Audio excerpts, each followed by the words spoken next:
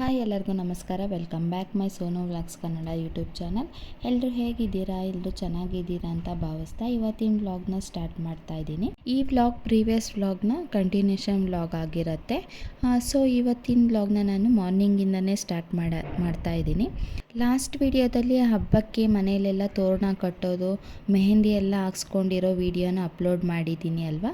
So ಯಾರೆಲ್ಲ ನನ್ನ previous ಬ್ಲಾಗ್ನ ನೋಡಿಲ್ವೋ ಒಂದ್ಸಲಿ ಟೈಮ್ ಇದ್ದರೆ ಹೋಗಿ ಚೆಕ್ ಮಾಡ್ಕೊಂಬನ್ನಿ.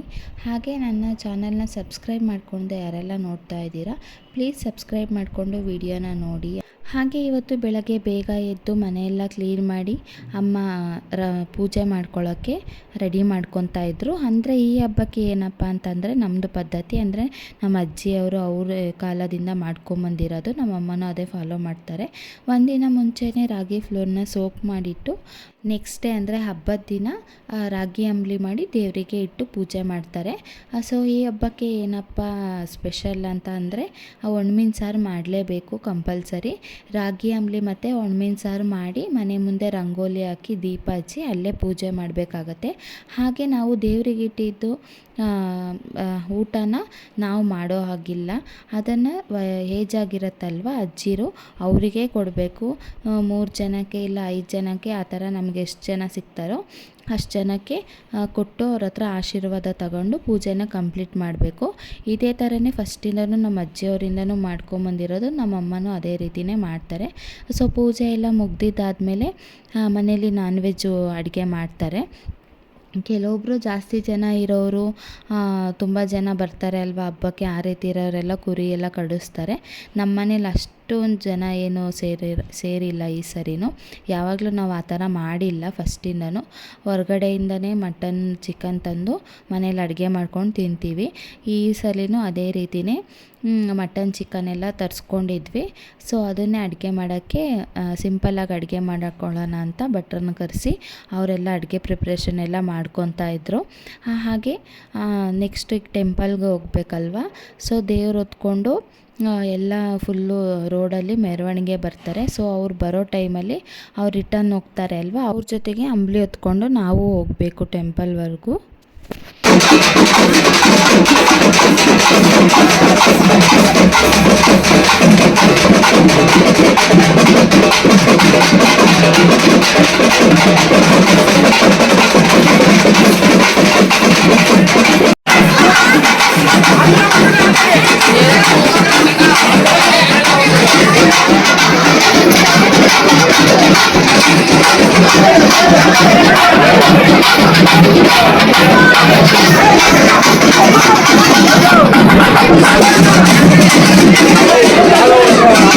ನೋಡಿ ಈ ರೀತಿ ದೇವ್ರನ್ನ ಹೊತ್ತಿರ್ತಾರೆ.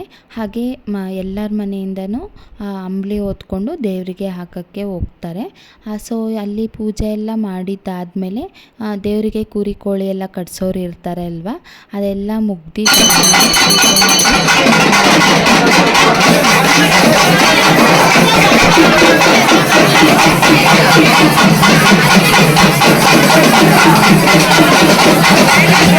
ರೀತಿ ನಡೆಯುತ್ತೆ.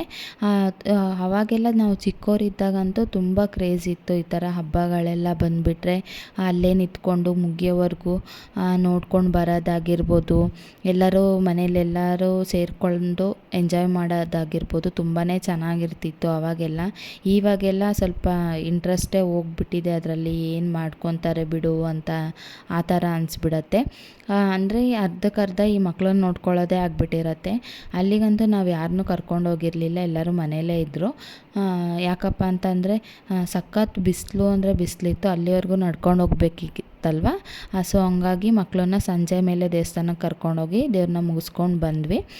ಸೊ ಮನೇಲಿ ಇವತ್ತೇನೇನು ಅಡುಗೆ ಮಾಡಿದ್ವಿ ಅಂತಂದರೆ ಗೀ ರೈಸು, ಈ ಬೋಟಿ ಅಂತಾರಲ್ವ ಕುರಿದು, ಅದರದ್ದು ಫ್ರೈ ಮತ್ತು ಮಟನ್ನು, ಚಿಕನ್ ಗ್ರೇವಿ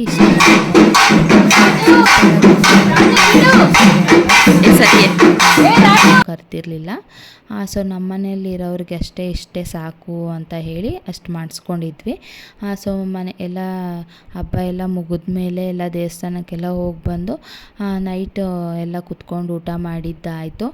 ಸೊ ಇದು ನೆಕ್ಸ್ಟ್ ಡೇ ನೆಕ್ಸ್ಟ್ ಡೇ ಮನೇಲಿ ಫ್ರೀ ಇದ್ವಲ್ವ, ಸೊ ಹಾಗೆ ಚಾನಲ್ ಕಡೆ ಹೋಗಿ ತುಂಬ ದಿನ ಆಗಿತ್ತು. ನಾವು ಚಿಕ್ಕವರಿದ್ದಾಗೆಲ್ಲ ಸಂಡೇ ಆದರೆ ಸಾಕು ಚಾನಲ್ಗೆ ಹೋಗಿ ಅಲ್ಲೇ ಸ್ನಾನ ಮಾಡ್ಕೊಳ್ಳೋದು, ಈ ಥರ ಎಲ್ಲ ತುಂಬ ಮಾಡ್ತಾಯಿದ್ವಿ.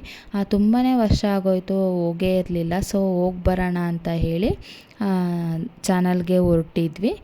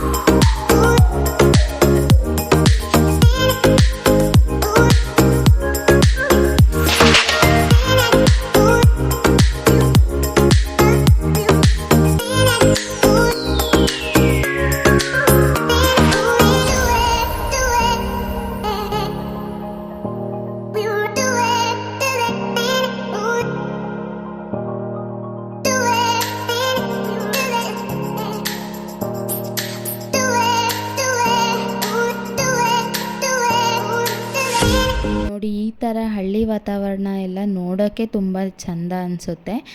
ನಾವಂತೂ ಚಿಕ್ಕವರಿದ್ದಾಗ ಎಷ್ಟು ಸಲ ಈ ಥರ ಎಂಜಾಯ್ ಮಾಡಿದ್ದೀವಿ ಅಂದರೆ ಲೆಕ್ಕಕ್ಕೆ ಇಲ್ಲ. ಇವಾಗೆಲ್ಲ ನಾವು ಅಮ್ಮನ ಮನೆಗೆ ಬಂದ್ರೂ ತಿನ್ನೋದು ಉಣ್ಣೋದು ಅದು ಇದು ಕೆಲಸಗಳೇ ಆಗಿಬಿಡತ್ತೆ. ಈ ಥರ ಫ್ರೀ ಮಾಡಿಕೊಂಡು ನಾವು ಯಾವತ್ತೂ ಬಂದೇ ಇರಲಿಲ್ಲ. ಸೊ ಇವತ್ತು ಹೆಂಗಿದ್ರು ಮಕ್ಕಳಿಗೂ ಆಟ ಆಡಿಸ್ದಂಗೆ ಆಗತ್ತೆ ಅಂತ ಹೇಳಿ ಎಲ್ಲರೂ ಬಂದ್ವಿ. ಸೊ ಆ ಕಡೆ ದೊಡ್ಡ ಚಾನಲ್ ತೋರಿಸಿದ್ದೆ ಅಲ್ವಾ, ಅದಂತೂ ತುಂಬಾ ಆಳ ಇದೆ. ನಮ್ಮಮ್ಮ ಅಲ್ಲಿ ನೋಡೋಕ್ಕೂ ಬಿಟ್ಟಿಲ್ಲ. ಸೊ ಇಲ್ಲೇ ಆಟ ಆಡಿಕೊಂಡು ಮಕ್ಕಳಿಗೆಲ್ಲ ಆಟ ಆಡಿಸ್ಕೊಂಡು ತುಂಬಾ ಎಂಜಾಯ್ ಮಾಡಿದ್ವಿ ಅಂತಲೇ ಹೇಳ್ಬೋದು. ತುಂಬಾ ವರ್ಷಗಳಾಗ್ಬಿಟ್ಟಿತ್ತು ಈ ಥರ ಎಲ್ಲ ನಾವು ಎಂಜಾಯ್ ಮಾಡಿ. ಫುಲ್ ಆಟ ಆಡಿದ್ದಾದಮೇಲೆ ಮನೆಗೆ ಬಂದ್ವಿ.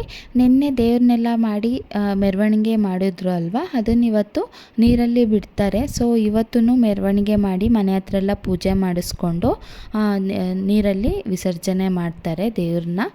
ಸೊ ಇವತ್ತಿನ ದಿನವೇ ಹೋಳಿ ಆಡೋದು. ಹೋಳಿ ಹಬ್ಬಕ್ಕೂ ನಮ್ಮೂರಲ್ಲಿ ಹೋಳಿ ಯಾರೂ ಆಡಲ್ಲ. ಇವತ್ತಿನ ದಿನ ಎಲ್ಲ ಹೋಳಿ ಆಡಿ ಫುಲ್ ಎಂಜಾಯ್ ಮಾಡಿಕೊಂಡು ದೇವ್ರನ್ನ ನೀರಿಗೆ ಬಿಡ್ತಾರೆ. ನೋಡಿ, ಇದೇ ಥರನೇ ನಮ್ಮೂರಿನ ಮಾರಿ ಹಬ್ಬ ಮಾಡೋದು. ಸೊ ಇವತ್ತಿನ ವಿಡಿಯೋನ ನಾನು ಇಲ್ಲಿಗೆ ಎಂಡ್ ಮಾಡ್ತಾಯಿದ್ದೀನಿ. ನೆಕ್ಸ್ಟ್ ವಿಡಿಯೋದಲ್ಲಿ ಸಿಗ್ತೀನಿ ಅಂತ ಹೇಳ್ತಾ bye. Thank you for watching.